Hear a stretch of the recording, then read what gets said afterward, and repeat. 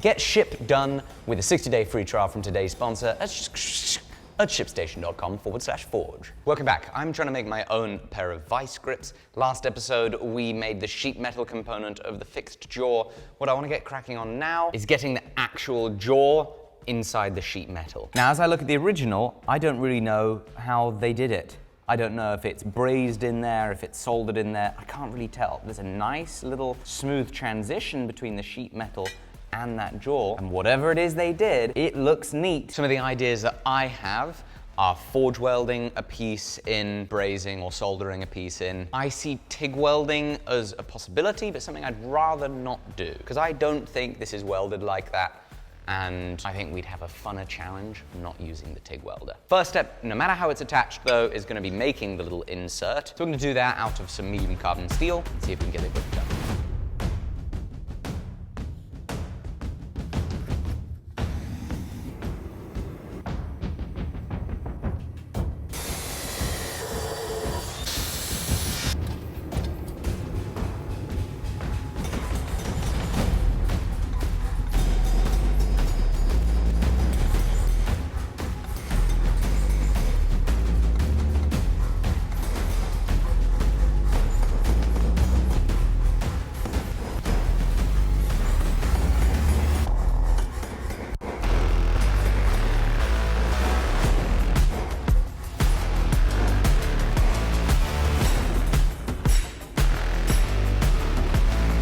All right, so while that cools down, we have a sandblasting cabinet to assemble. I finally decided that I wanted an actual sandblasting cabinet. We got one, which is hopefully gonna be handy for getting the scale off of this before we start grinding.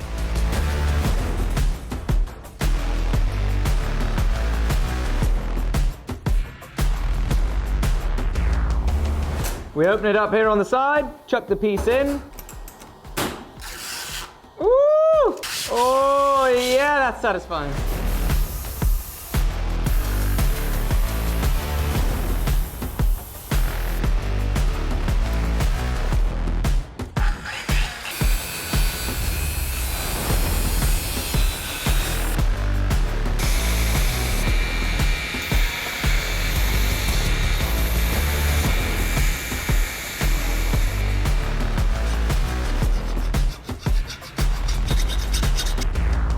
Okay, so the jaw is now in. It's just sitting there, it's obviously not tight. We're gonna forge weld this.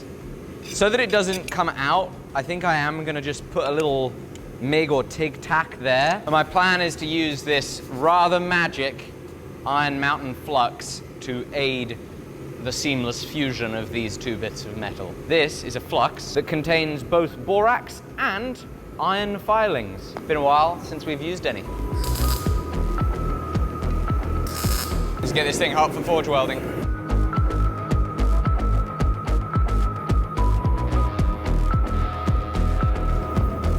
Here we go!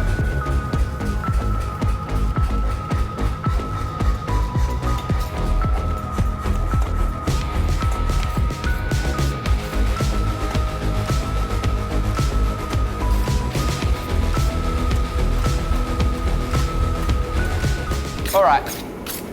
Jamie, tell me with a straight face, that doesn't look so cool. That is a forge welded on jaw on a sheet steel vice grip thingamadoo. Oh, I love it! All right, let's let that cool nice and slow because we're gonna need to do some milling on it. And since this is a dissimilar metal, we've got 4340 jaw, mild steel, sheet steel cladding. I wanna make sure that there is so little funky stuff going on while it cools. I don't want anything to break.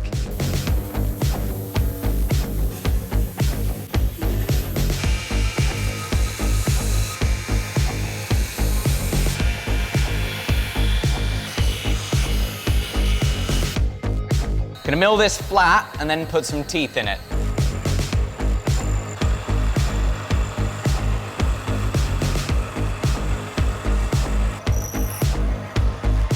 Super quick interruption to thank today's sponsor. Now, you will remember recently I finished the dagger from Dune, and I was quite liking the idea of selling it. And today's sponsor is ShipStation, who is going to be helping me with the shipping solution for sending this out. It is a web-based e-commerce shipping solution that integrates with almost all of the selling platforms imaginable, whether Amazon, Squarespace, eBay, etc. And so when a client places an order, it'll all populate onto your dashboard in your ShipStation account. Now you can use ShipStation's powerful automations to automate this next step, such as specifying the weight, inputting a preset package size for a given order tag, and selecting from the numerous shipping services that work flawlessly with ShipStation. Here are my options with how I've currently got my account set up, but you can import your account details from many other shipping services, and in the US, you've of course very easily got access to USPS, UPS, and FedEx from your ShipStation account. You also get the option of using ShipStation or the carrier's insurance for the package, and getting your label printed is as easy as this. Comes straight out of this 4x6 thermal laser printer. It's as easy as can be. Now, I don't want you to be wasting your valuable time with inefficient shipping processes. ShipStation will help you cut costs on shipping by getting you access to shipping rates that usually only Fortune 500 companies can get, and allow you to focus on building your business where it really counts, in the products you offer and the customer service that you deliver. So please go to shipstation.com/forge to get started with a 60-day free trial. See just how good it works for you. The link is in the description down below. Let's get back to the video. All right, so I just went to the mill to flatten this off and then begin the process of putting teeth in it with this set at a 45-degree angle. Now, because we don't really have any beautifully flat reference surfaces, you'll see that the 45-degree that I started to cut was a little bit wonky, so I'm gonna put a pause on that. I've ordered a chamfer mill so that I can set this back up in the mill like this, as opposed to like that, hopefully then being able to re-flatten it and do my grooves in one operation so we don't get this irregularity. Chamfer mill arrives soon, tomorrow in fact. Now there is more that needs to be done on this. There's pivot holes and all of this fun stuff, but I think that I should probably put it, order of operations. What do? I've decided to put a hole in it now.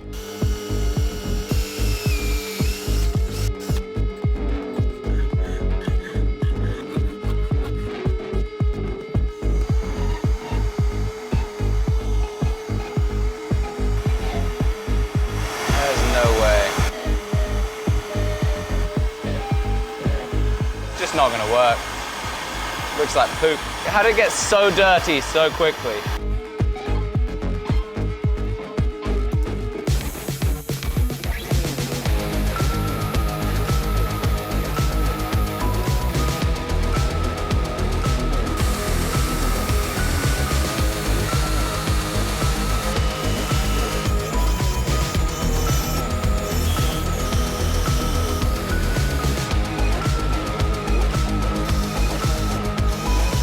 Alrighty, we have it threaded here on the little nut side of things. The last piece, obviously apart from the teeth here, that we need on our fixed jaw is the spring holder. It's a portion of the spine of this that has been punched out and bent up into a hook. And now that I look at it and I realize how absolutely possible it's gonna be to just shear it off completely, there is a little bit of me that thinks I should have done this sooner. Because as you know, I like to do the things that risk ruining the project earlier rather than later. And now we have to do it right at the end. I think it's gonna require a punch and a die, so we'll have to make both.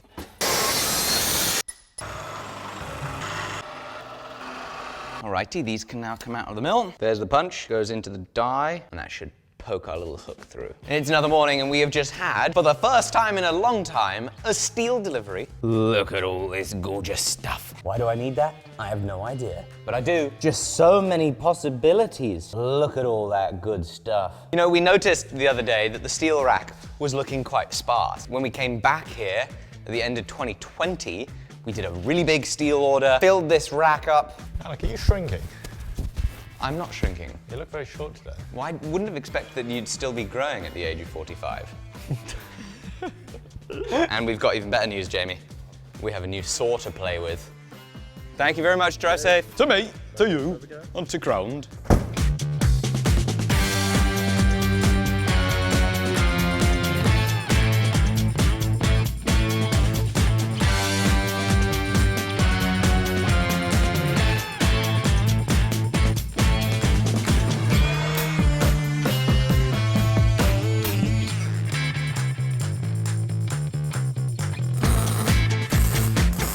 Right, so the idea of this tooling workpiece goes in, we hammer down, kapla, and pop that little hook through. Now, hopefully this isn't a one-use tool because I'm gonna do a test piece first of all, so just check that it works.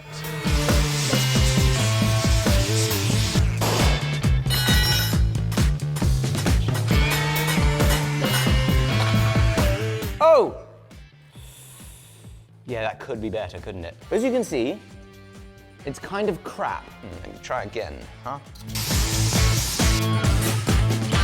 Oh! Ouch.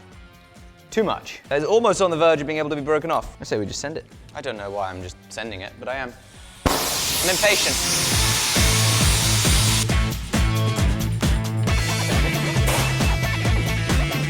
More heat. Still not sheared. Just a lot of puckering and deformation. Here they do lawsuits over that type of stuff.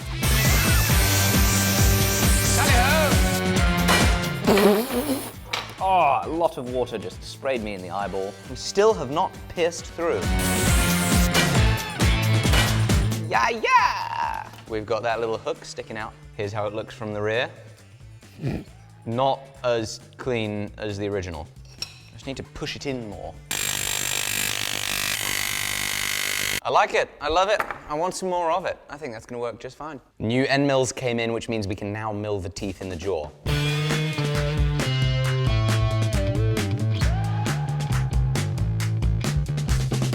I am so happy with how this looks. It looks awesome. We got teeth, we got holes, we got everything. This component is complete. It looks and feels like the real deal, and this is so exciting. Thank you very much for watching. Please be sure to check out today's sponsor, ShipStation, down below. And speaking of shipping things, please also check out all the products that we're trying to get out of our inventory at the Alec Steele Co. We've got huge discounts on absolutely everything, and that's all going to ship out with ShipStation as well. Thank you very much. Bye-bye.